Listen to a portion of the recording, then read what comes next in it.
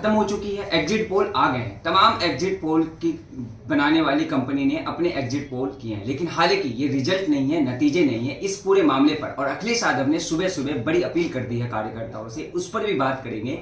और UP police के कार्य प्रणाली पर जो सवाल उठाए जा रहे हैं, उठ रहे हैं, विपक्ष उठा रहा है लगातार, उस पर भी बात करने के लिए हमारे साथ नरेंद्र मिश्रा जी एडवोकेट हैं, इनसे बात करेंगे। नरेंद्र मिश्रा जी, आपका आवाज नेशन में स्वागत है।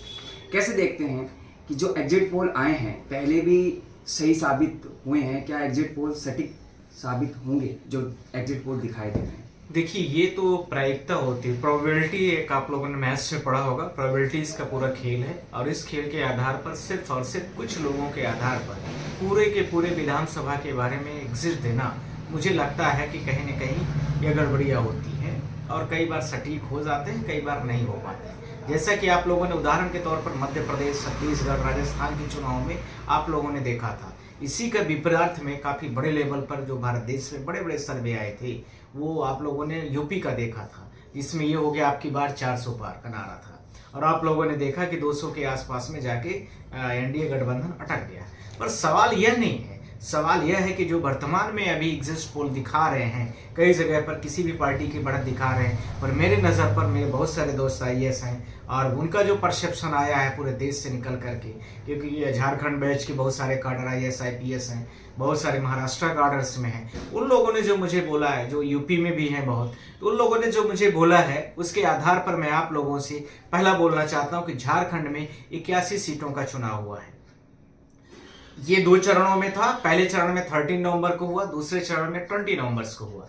पहले चरण में लगभग जो इंडिया अलायंस है, यानी इंडिया गठबंधन है, जो राहुल गांधी के नेतृत्व में, और इसके साथ में झारखंड मुक्ति मोर्चा और हेमंत सोरेन जी इसमें चीफ मिनिस्टर थे, और इसके साथ में बहुत सारे जो वहाँ पर लोकल प्रत्याशियों के साथ में जो चुनाव कराया गया, उसमें इंडिया गठबंधन को लगभग 41 सीटें चाहिए मेजोरिटी के लिए, क्योंकि 81 है, आप लोग जानते हैं 2/3 से, तो आधे से ज़्यादा है। पर यहाँ पर इंडिया गठबंधन को लगभग 50 सीटें मिलेंगी, जो मेरा अनुमान है। और मुझे जो जानकारी है 50 से लेकर के 47 के बीच में वहाँ का आंकड़ा मेरे पास आया है। पर विभिन्न जो एग्जिट पोल आए हैं, उन एग्जिट पोलों में भी हमारी बातों को काफ़ी सारे गठबंधन जो है तो इसको मान रहे हैं। लगभग 8 एग्जिट पोल आ रहे हैं, जिसमें से 5 एग्जिट पोल के आसपास में 5 से 3 के बीच में जो है इंडिया गठबंधन को बता रहे हैं, और इसके साथ में 3 से लेकर के 5 में प्रोबेबिलिटीज के हिसाब से कुछ लोग एनडीए गठबंधन को भी बता रहे हैं। जो एग्जिट पोल बनाने वाली है, दिखाने वाली गोदी मीडिया के जो एग्जिट पोल है, क्या उसमें विश्वसनीयता बची हुई है?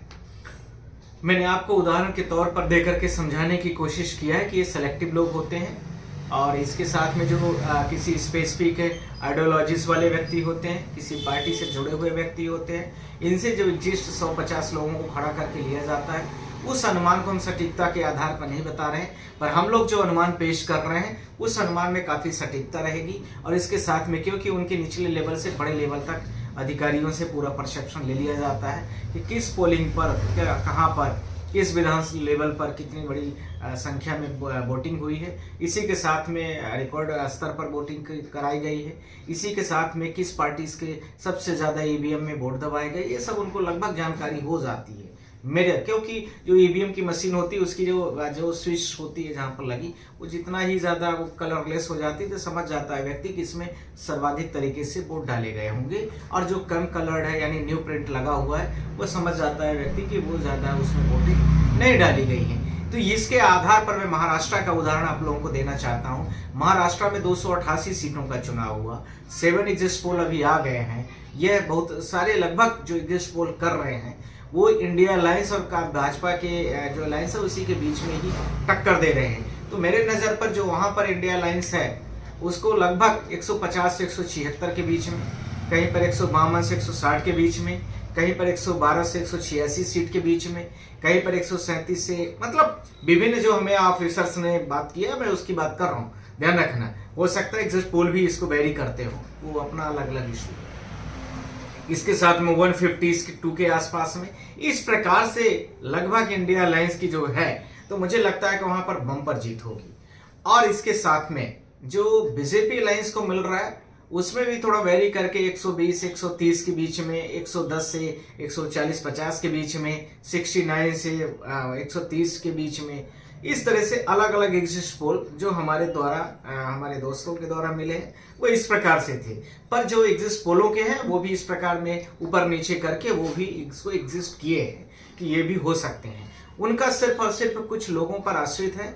हम लोग जो बात कर रहे हैं वो बहुत सारे नीचे का जो होता है पोलिंग लेवल का एजेंट से लेकर के बड़े लेवल के जो ऑफिसर्स होते हैं, हर पोलिंग के लोग होते हैं और उनसे लगभग एक मोटी मोटी आइडियाज के आधार पर सारी चीजें होती है। नेक्स्ट पॉइंट इसी प्रकार से उत्तर प्रदेश में भी है और उत्तर प्रदेश में लगभग काफी सारी सीटों का हुआ है, आप सारे लोगों को पता है। उन सारी सीटों में अखिलेश यादव को पूर्ण मेजोरिटी मिल चुकी है बायपोल इलेक्शन में। यह मैं आपको लोगों को बोलना चाहता हूँ। कल जो भी कुछ हुआ सोशल मीडिया पर इलेक्शन कल है, उसको लेकर पुलिस की जो कार्यप्रणाली पर जो सवाल उठाए जा रहे हैं, इसे आप कैसे देखते हैं?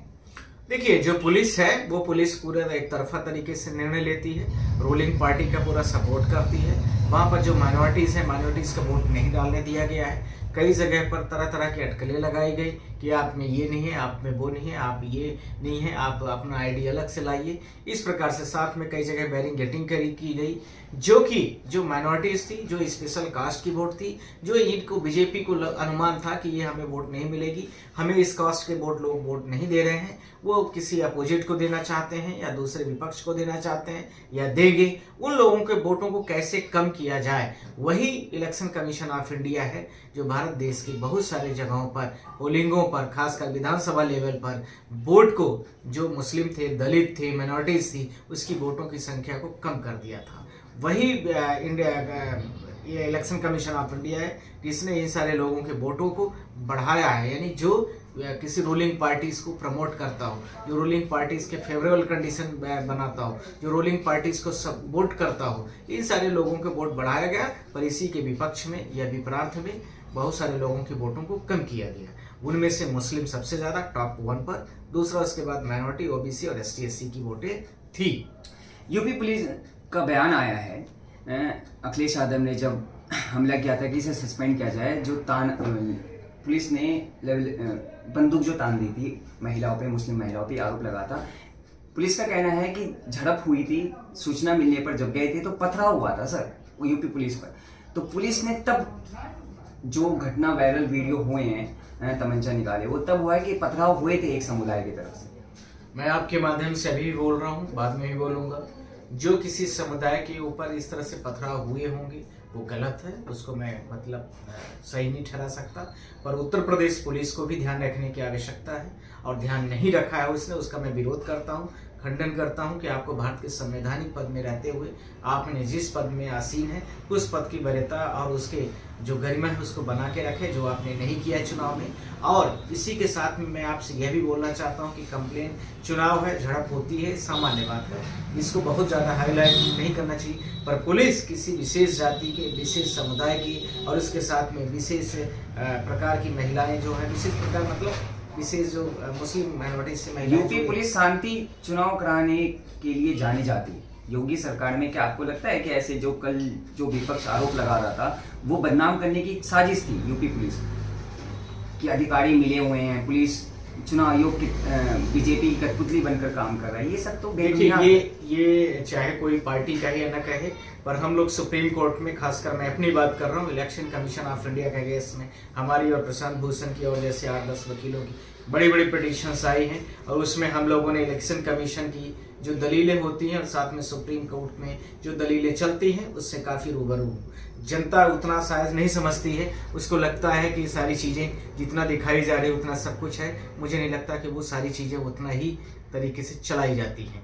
इसी के साथ में मैं यह भी कहना चाहता हूँ, इलेक्शन कमीशन ऑफ इंडिया जितना फ्री और फेयर इलेक्शंस पुलिस के माध्यम से उत्तर प्रदेश में अपना जोर दे करके और जो वहाँ के चीफ मिनिस्टर हैं उनकी वाहवाही करते हुए, पुलिस की वाहवाही करते हुए कि उनके सानिध्य में ये अच्छा शांतिप्रिय इलेक्शंस कंडक्ट हुआ, वो मुझे नहीं लगता है कि वो सही है।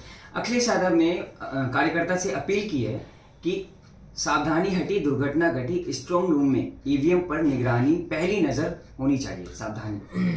देखिए, मैंने आपसे कल भी बोला है और आज फिर बोल रहा हूँ, कि स्ट्रांग रूम्स में पिछली बार भी लोकसभा के समय पर भी हम लोगों ने एक गाइडलाइन बनाई थी और अखिलेश यादव ने बाईपोल इलेक्शंस में भी बनाया है। सुप्रीम कोर्ट के बहुत सारे वकील भी उसमें थे, कपिल सिब्बल साहब भी थे जो हमारे CBI के चेयरमैन हैं, उन्होंने भी इसके बारे में बोला था क्या क्या करना चाहिए और क्या क्या नहीं करना चाहिए। हम लोगों ने बहुत सारे इलेक्शंस पिटीशंस फाइल किए थे लोकसभा के, विधानसभा के, तो उसी के पार्ट में अखिलेश यादव ने उस चीज़ को बोला है। हम उनकी तारीफ करते हैं कि उन्होंने इस बार आगे होकर के उन्होंने सारी लोगों की बातों को माना। पर सवाल यह है कि क्या क्या बोला।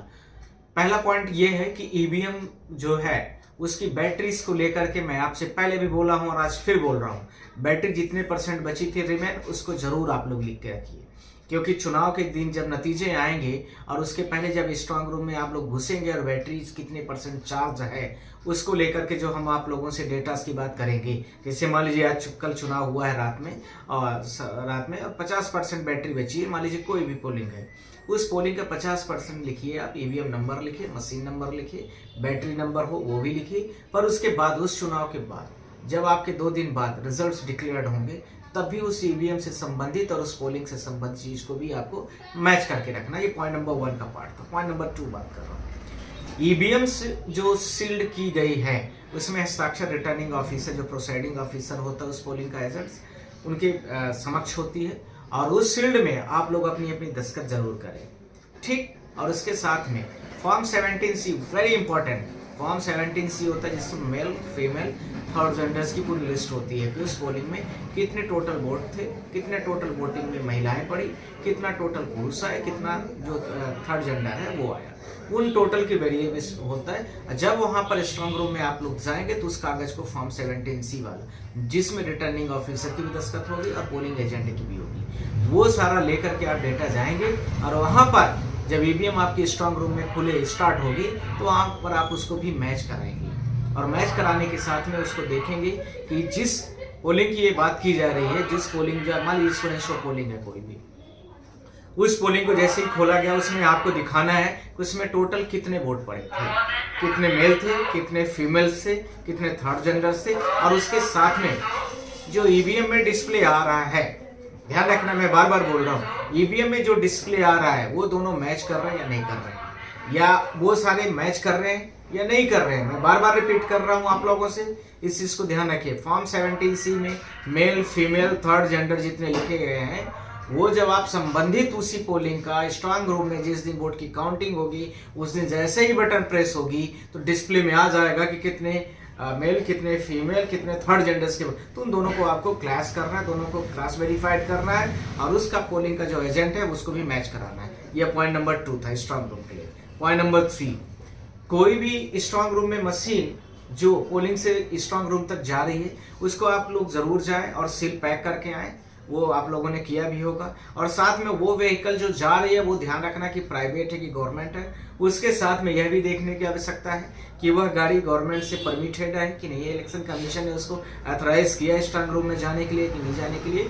साथ ही साथ में यह भी आवश्यक है कि कोई भी EVM स्ट्रांग रूम से कोई भी कूड़ा कचरा की गाड़ियां जाती हैं आती हैं, ये कई बार हम लोगों ने प्रैक्टिकली देखा है, उसमें EVM भी आई गई है, बहुत बार पाई गई है। बहुत सारे उदाहरण के तौर पर लोकसभा में भी हम लोगों ने इस चीज को भी देखा था। सर नागपुर में कल बवाल हो गया 7 बजे शाम को, जो भीड़ है वो चुनाव अधिकारी पर हमला कर देती है। एक आरोप ये लगता है, पुलिस कहते हैं बख्शा नहीं जाएगा क्योंकि एक अतिरिक्त EVM मिल जाती है बस उन भीड़ वालों को, वो समझ नहीं पाते हैं क्या हो रहा है। नागपुर में भी हम हंगामा देखने को मिला। देखिए नागपुर का जो मैटर है वो मैं बहुत तो ज़्यादा रूबरू नहीं हूँ, पर ये मैं कहना चाहता हूँ कि एक EVM हमेशा प्रोसाइडिंग ऑफिसर एक्स्ट्रा लेके जाता है कि कई बार बाई द वे गड़बड़ियाँ हो गई, EVM बंद हो गई तो एक EVM एक्स्ट्रा रहती है। तो अब वहाँ पर क्या इशूज था, तो उस भीड़ को कौन गुमराह करता है? देखिए भीड़ तो वो होती है जो समर्थन वाली होती है, क्योंकि वहाँ पर 4 तरह के कैंडिडेट लड़े हैं। एक बीजेपी का हो गया, एक शिवसेना का होगा, एक कांग्रेस पार्टीज का भी होगा, उसके साथ में और जो 2-3 अलायंस के लोग हैं वो भी लड़ेंगे।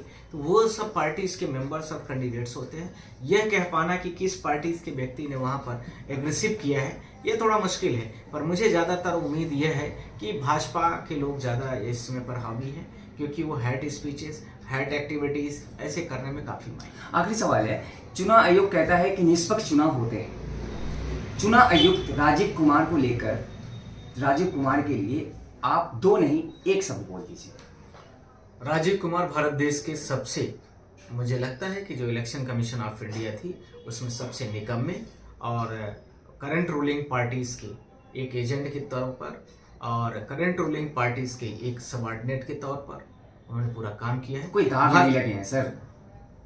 दाग लगने की बात नहीं, दाग लगने की बात आप लोग नहीं समझते पर हम लोग देखते हैं। यदि इलेक्शन कमीशन ऑफ इंडिया इतना ही सही था तो जब हम लोगों ने अभी हरियाणा के चुनाव को लेकर के, जब हमने 21 ईवीएम मशीनों को लेकर के जब हम एक सुप्रीम कोर्ट में चैलेंज किया, हमने लोकसभा के पिटिशंस को चैलेंज किया, हमने मध्य प्रदेश, छत्तीसगढ़, राजस्थान के डेटास की चैलेंज किया, इसमें व्यापक लेवल से गड़बड़ियाँ थी, तो फिर आपको स्पष्टीकरण करना चाहिए। अब आप कहते हैं कि ईवीएम मशीन यूं ही चार्ज हो जाती है, यूं ही चार्ज कैसे हो जाती है? आप सारे लोग बताइए, पूरे भारत देश की जनता बताइए। इन्होंने इनका जवाब एक आया है कि ईवीएम मशीन यदि मान लीजिए आज लगाई गई, चुनाव हो गया, 50% रिमेन बैटरी बची है और उसके बाद जब स्ट्रांग रूम गई, स्ट्रांग रूम से 100% या 99 से 60% पाई जाती है। उसमें इनका रिप्लाई है, पूरे भारत देश की जनता से बोल रहा हूँ, कमेंट में भी आप लोग भी रिप्लाई करना। ये कहते हैं कि यूं ही चार्ज हो जाती है। ये यूं ही क्या शब्द होता है? यदि ये यूं ही से ही काम हो जाता है तो भारत देश को, अब मुझे लगता है कि जो इलेक्शन कमीशन ऑफ इंडिया की जो मैन्युफैक्चरिंग बैटरीज कंपनी है उसको पूरी गाड़ियों में लगवा दे, कोई भी व्यक्ति को इलेक्ट्रॉनिक को चार्ज नहीं करना पड़ेगा, कार व्हीकल्स को साथ में घरों में लगवा दे, सोलर पैनल्स की जरूरत नहीं पड़ेगी, साथ ही साथ में पूरी दिल्ली और पूरे भारत देश में गवर्नमेंट को लगवा देना चाहिए उस कंपनी को, जिससे पूरी बिजली की खपत खत्म हो जाएगी। मतलब जो सरचार्ज होता है वो बंद हो जाएगा और उसी से ऑटोमेटिक यूं ही जनरेट होती। मतलब अब वैज्ञानिक बात करने में कुछ भी नहीं जाता है, इस तरह की बातें करते हैं। चलिए शुक्रिया। अब ये देखना दिलचस्प होगा कि नतीजा आने के बाद क्या निकलता है झारखंड और महाराष्ट्र में। तब तक के लिए आप इस पूरे मामले पर, एग्जिट पोल पर और चुनाव में जो अखिलेश यादव के बयानों को लेकर जो उन्होंने कार्यकर्ता को लेकर कहा है, इस पर आपकी क्या राय हमें कमेंट्स के थ्रू जरूर बताएं और तब तक के लिए देखते हैं।